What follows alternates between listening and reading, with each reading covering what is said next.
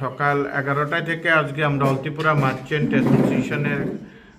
conference রুমে আছি প্রত্যেকবারের মতো এবার যেটা 2026-27-এর যে বাজেট, এখানে আমাদের অলতিপুরা মার্চেন্ট অ্যাসোসিয়েশনের সভাপতি তুষার চক্রবর্তী, আমাদের সহসভাপতি আমাদের মিন্টু কর মহোদয়, জয়েন্ট সেক্রেটারি অভিজিৎ দেব এবং কোষাধ্যক্ষ আমাদের অশোক সাহা এবং আমাদের কালচারাল সেক্রেটারি সজীব শাহ এবং প্রবীণ যিনি আমাদের কাউন্সিলর আমাদের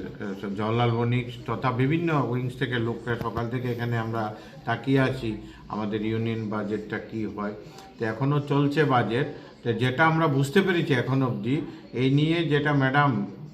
সীতারামন ম্যাডাম যিনি FM ফাইন্যান্স মিনিস্টার 9 টাইম আমাদের এখানে এবারে বাজেট কন্টিনিউ